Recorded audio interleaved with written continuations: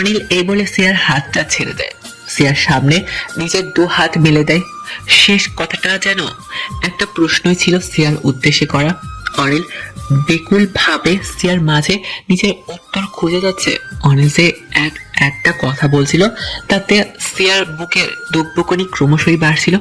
সিয়া জানি না কেন এমন হচ্ছে, আর আগে কখনো কোনো কারণে সিয়ার এমন ফিলিং হয়নি। সিয়া এক মনে অনিলের দিকে তাকিয়েছিল, তখনই সিয়ার অজান্তেই তার চোখ দিয়ে টুপ করে এক বিন্দু পরিমাণ পানি গড়িয়ে পড়ে। ছলছল চোখে সিয়া অনিলের দিকে তাকিয়ে থাকে। অনিল আর সিয়া একে অপরের দিকে স্থিরভাবে তাকিয়ে আছে। অনিল তার মাথাটা খানিক নাড়ায়, যেন সিয়ার দিকে প্রশ্নটা আবার করা তার। এমনি কি অনিল এখনো সিয়ার দিকে নিজের 2 হাত মেলে দিয়ে বসে আছে। এক হাঁটুর উপর ভর করে সিয়া অনিলের দিকে তাকিয়ে থাকতে থাকতে আর না পেরে ঝট করে অনিলের বুকে ঝাঁপিয়ে পড়ে। এক নিমেষে অনিলকে জড়িয়ে ধরে। অনিল নিজেও সিয়ার মাথার পেছনে হাত দিয়ে তাকে জড়িয়ে ধরে। অনিলের মুখে ফুটে ওঠে এক লাগাম ছাড়া হাসি, যেন সে তার সিয়াকে পেয়ে দুনিয়ার সব পেয়ে গেছে। আর সিয়া কিছুটা ফুফিয়ে ওঠে। অনিল সিয়াকে প্রায় অনেকক্ষণ যাবৎ জড়িয়ে ধরে থাকে। তারপর নিজের 2 হাত দিয়ে সিয়ার গাল হাত রেখে তাকে নিজের সামনে আনে। সিয়া আর তার মাথাটা একসাথে ঠেকে দেয়। সিয়া কিছুটা নাক টেনে ওঠে। তো সিয়া জান, আমি আমার উত্তর কি ধরে নিব? সিয়া মাথা তুলে অনিলের দিকে তাকায়। বলো। আচ্ছা থাক, ভালো না বাসলে আমি আরেকজনে। ভালোবাসি তো। আরেকজন মানে? আমি আপনাকে ভালোবাসি। আমি আছি, আর কাউকে দরকার নেই। আমিই তো ভালোবাসি আপনাকে। অনিল হেসে দিয়ে সিয়াকে আরেক দফা নিজের বুকের সাথে জড়িয়ে নেয়। সিয়া জান, this is the best gift for me, beautiful gift ever, and the gift is you my love. আমি ভালোবাসি। সত্যি বাইরে যাওয়ার আগে আগে তুমি আমায় ভালোবাসি কথাটা বলেছো, এটা আমার জন্য ঠিক কি পরিমাণ বড় একটা জিনিস তা আমি বলে বোঝাতে পারবো না। অনিল সিয়ার গালে কপালে চুমু এঁকে দেয়। আর বেশ কিছু সময় অনিল সিয়ার কাছ থেকে তারপর এসে পড়ে। দরজায় না দিয়ে এবারও এই করিডোর দিয়েই নিচে নেমেছে অনিল। আর সিয়া এগুলো দেখে হেসেই শেষ। সিয়া করিডোরের উপরে দাঁড়িয়ে ছিল। অনিল বাইরে এসে কতক্ষণ সিয়ার দিকে তাকিয়ে থাকে। সে এতক্ষণ সিয়ার দিকে তাকিয়ে থাকে, তারপর হাত নাড়িয়ে বিদায় জানিয়ে এসে পড়ে। অনিল চলে যেতে সিয়া রুমে এসে খুশিতে একটা ঘোড়ার টানি দেয়। তারপর ঠাস করে বিছানার উপর সিয়া বালিশকে ঝাপটে ধরে নেয়। এক লম্বা ঘুম। পরের দিন সকালে সিয়া ঘুম থেকে ভেঙে কিছু একটা ভাঙচুরের আওয়াজ। সিয়া জলদি উঠে গিয়ে নিচে নেমে পড়ে। যে দেখে হল রুমে বেশ কিছু লোক। তাদের দেখে তো মনে হচ্ছে যে স্টাফ, আর তারা ঘরের জিনিসগুলো গোছাচ্ছে। তখনই দোলা আসে। সিয়াকে দেখে মনে হচ্ছে সবে মাত্র ঘুম থেকে উঠে এসেছে। সিয়া ঘরের সব জিনিসপত্র গোছাতে করতে দেখে অবাক হয়ে দোলাকে জিজ্ঞেস করে, মা, এগুলো কেন আর সব গোছাচ্ছে কেন? আসলে আমরা আরেক জায়গায় শিফট হচ্ছি, তাই মানে? ফ্ল্যাটটা চেঞ্জ করছি আমরা। কেন? এখানে কোনো সমস্যা হয়েছে কি? না, তেমন কোনো সমস্যা না, তবে এখান থেকে আরেক ফ্ল্যাটে যাচ্ছি। তোকে বলতাম, কিন্তু তা মাথা থেকেই বের হয়ে গিয়েছিল। ও আচ্ছা। তা তুই কি আজ কলেজে যাবি? হ্যাঁ, যেতে হবে। কিছুদিনেই টেস্ট আছে। ও আচ্ছা, তাহলে তুই রুমে যা, আমি ব্রেকফাস্ট নিয়ে তোকে দিয়ে আসবো। আচ্ছা। সিয়া রুমে চলে যায়। চুলগুলো পেছনে বেঁধে নেয়, ব্রাশ করতে লাগে, কিন্তু তখনই ফোন আসে। সিয়া দেখে অনিল ফোন, তাও আবার ভিডিও কল। এই তো গেল। সিয়া তো ব্রাশ করে এখন ভিডিও কল কিভাবে? যাকে সিয়া ব্রাশ করা অবস্থাতে ভিডিও কল রিসিভ করে অনিল কিছু বলতে যাবে, কিন্তু ফোনের স্ক্রিনে অপর পাশে সিয়াকে ব্রাশ নিয়ে দাঁড়িয়ে থাকতে দেখে সে কপাল কুঁচকে তাকায়। এটা কি হচ্ছে? আরে ব্রাশ বেশি কেন, আপনি করেন না? হোয়াট দ্য সিয়া, হুম। এভাবে কেউ ব্রাশ করে? ভিডিও কল দিয়েছি আমি আর তুমি ব্রাশ করছো? আরে কলেজ আছে, আর ঘুম থেকে উঠতে দেরি করে ফেলেছে তো তাই। এখন সব একসাথে করছি। তুমি কবে জলদি ঘুম থেকে ওঠো একটু বলবে আমাকে? হয়েছে। আচ্ছা, আপনি এখন কোথায়? গাড়িতে। আচ্ছা শুনুন, জলদি এসে পড়বেন। হাই, আমাকে মিস করবে বুঝি? অলরেডি করেছি। কি? কিছু না, বললাম যে আমরা শিফট হচ্ছি। কোথায়? না মানে এই শহরেই থাকবো, তবে এটা তো রোড নাম্বার 7, আর আমরা যাচ্ছি রোড নাম্বার 13-তে। ও আচ্ছা, সমস্যা নেই, সেখানেও আমি টপকে পড়বো। হ্যাঁ, আপনার তো কাজই ওইটা। আচ্ছা অনিল, শুনুন, আবার যেতে হবে, তাই আমি এখন রাখি। ওকে, ক্লাস থেকে বের হয়ে আমি আপনাকে কল দিব। Bye. Okay, take care, love you. এই বলে অনিল ফোন কেটে দেয়। সিয়ার মা এসে ব্রেকফাস্ট দিয়ে যায়। সিয়া খেয়ে কোনো রকমের বাইরে বের হয়ে পড়ে। কলেজ থেকে ফিরে আর মনে হয় এখানে আসা হবে না, সোজা নতুন ফ্ল্যাটে চলে যেতে হবে। সিয়া বাড়িটা ঘুরে ঘুরে একটু দেখে নেয়। এখানে 5 বছর থাকছে, কিছুটা মায়া কাজ করছে। তবে সিয়া এটা বুঝতে পারলো না যে দোলা কেন হুট করে ফ্ল্যাট চেঞ্জ করে। কারণ দোলা একবার বলেছিল যে ফ্ল্যাটটা নাকি তারা একেবারে কিনে নেবে। যদি কিনেই নেওয়ার ছিল তাহলে হুট করে চেঞ্জ কেন করছে?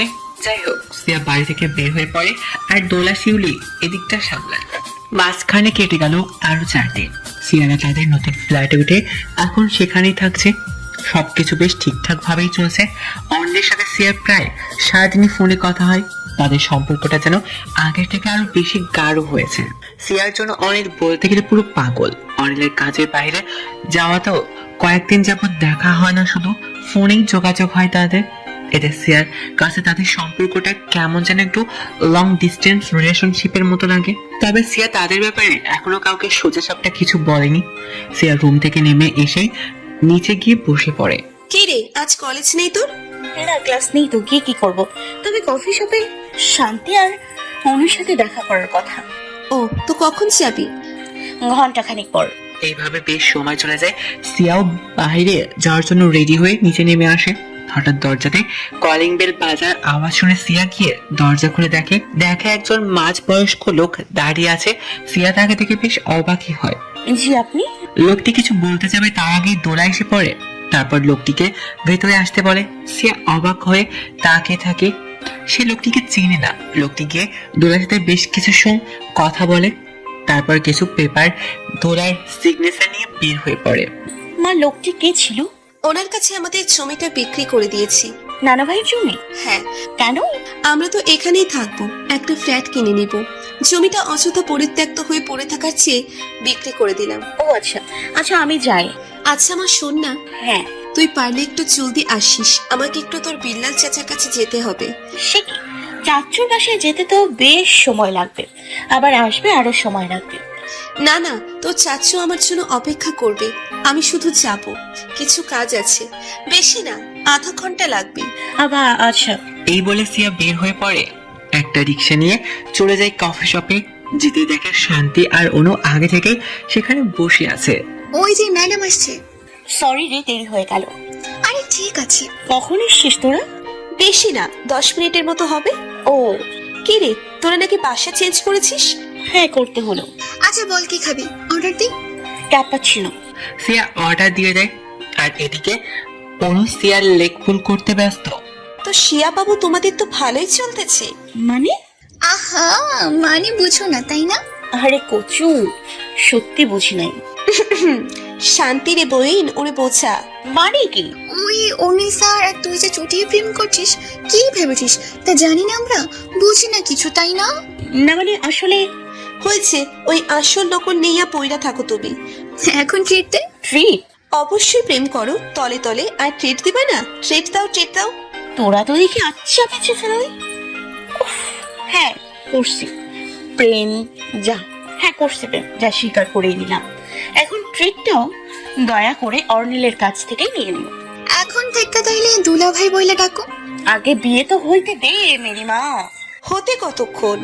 একদম, আমার তো মন বলে যে কবে যেন শুনতে পারবো আমাদের সিয়া পালিয়ে গিয়েছে। এই বলে অনু আর শান্তি হাসতে লাগে। আর সিয়া কথাটা উপেক্ষা করে যায়। এইভাবে তিনজন মিলে বেশ সময় আড্ডা দিচ্ছে। কিন্তু হুট করে শান্তি আর অনু অবাক হয়ে সিয়ার পেছনের দিকে তাকায়। সিয়া তাদের দুজনকে নজরকে অনুসরণ করে তার পেছনে তাকাতে যাবে, কিন্তু সাথে সাথে শান্তি আর অনু সিয়াকে আটকে দেয় পেছনের দিকে তাকানো থেকে। আরে আরে কি করছিস, পেছনে তাকাতে হবে না, তুই এখানে দেখ। সিয়া শান্তির সাথে কথা বলতে থাকে, কিন্তু তার কয়েক মিনিট পরে শান্তি আর অনু কিছুটা হকচকিয়ে বলে ওঠে।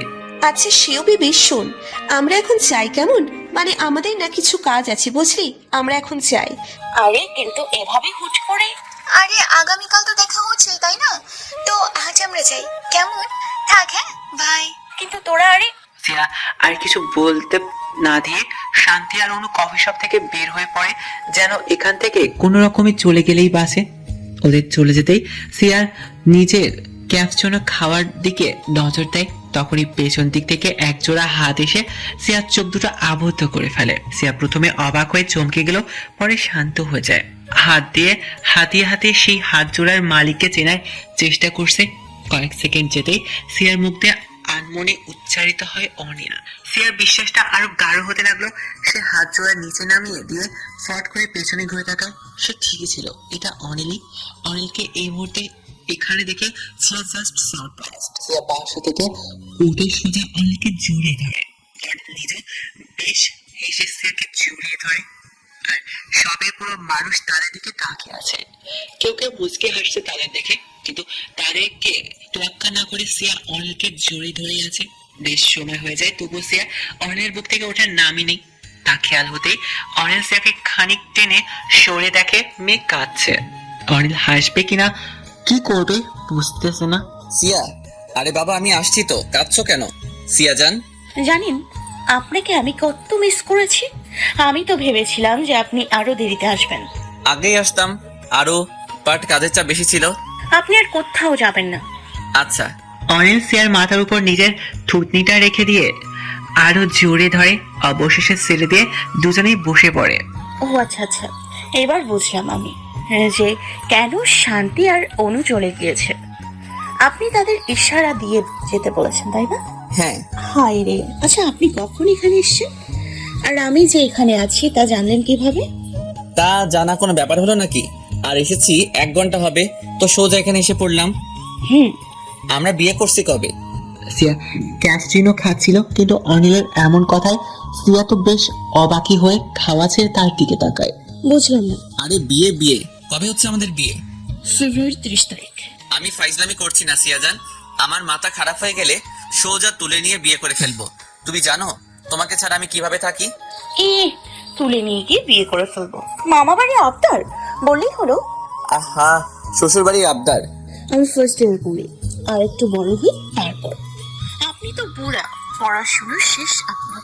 বুড়া বলেন আর যাই বলেন, আপনাকে এই বুড়াকে বিয়ে করতে হবে মিস জান্নাতা আফরিন সিয়া। এই বুড়ারই বুড়ি হতে হবে, উপায় নেই। আমাকে ছেড়ে আপনি কোথায় যাবেন? সেখান থেকে ধরে বেঁধে আনবো। মুখটা তেরা হয়ে যাবে, তখন সবাই বলবে যে অনিলের বইয়ের মুখ তেরা। এই চুপ করুন। অনিল আর সিয়া এভাবে বসে বসে খুনসুটি করছিল, কিন্তু হঠাৎ শপের বাইরে সিয়ার মা দোলা আসে। অর্থাৎ উনি এই রাস্তা দিয়ে যাচ্ছিলেন আর কি। দোলা চলে যেত রাস্তা পার করে, কিন্তু শপের সব দরজা জানালাগুলো কাচের হওয়াতে ভেতরে প্রায় সবই দেখা যায়। আর কাকতালীয় ভাবে সিয়াকে দোলা নজরে পড়ে। দোলা তার কপাল কুঁচকে সিয়ার দিকে তাকায়, কিন্তু স্পষ্ট হওয়ার জন্য আরো একটু কাছে গিয়ে খেয়াল করে দেখতে দোলা বুঝে যায় এটাই সিয়া। পাশে তাকে দেখে অনিল বসে আছে। এতে দোলার টনক নয়, সে কিছু না বলে সেখান থেকে সোজা চলে আসে। তারও বেশ সময় পরে সিয়া খেয়াল হয় যে তার মা তাকে একটু জলদি জলদি বাড়ি ফিরতে বলেছিল। সিয়া তার হাতে থাকা ঘড়ি দেখে দ্রুত বলে ওঠে, ওফো অনিল শুনুন, আসলে বাসায় নানু একা তো, আর মা একটু বাইরে গিয়েছে, সময় অনেক চলে গিয়েছে। আমাকে জলদি বাড়ি ফিরতে বলেছিল মা, so I have to go now. Okay fine, তো চলো তোমাকে ড্রপ করে দেই। আচ্ছা। অনিল আর সিয়া সব থেকে বের হয়ে যায়, বাইরে এসে গাড়ি উঠে পড়ে। প্রায় 15-20 মিনিট পর সোজা সিয়ার বাসার সামনে এসে থামে। সিয়া অনিলের গাড়ি থেকে নেমে গিয়ে তাকে টাটা জানায়। অনিল চলে গেলেই সিয়াও ভেতরে এসে পড়ে। এসে দেখে তার মা বসে বসে গল্প করছে তার নানুর সাথে। ওহ মা, তুমি এসে পড়েছো? হ্যাঁ, মানে কাজ তো শেষ, তাই জলদি এসে পড়েছি। ও ভালো করেছো। নানি এই দেখো তোমার জিনিস। কি? সিয়া প্রায় 20টা পানির খিলি তার নারীর সামনে রেখে দেয়। এই যে সেদিন বলেছিল যে বাইরে গেলে কিছু নাকি আনে না, তাই সিয়া এটা এনেছে। আর সে জানে না যে তার নানির পান হলে আর কিছু লাগে না। শিউলি বেগম যেন পানের খিলিগুলো পেয়ে খুশিতে গদগদ হয়ে গেল। সিয়া গিয়ে দোলা আর শিউরের মাঝে বসে পড়ে। তো শাস্তি আর অনুর সাথে দেখা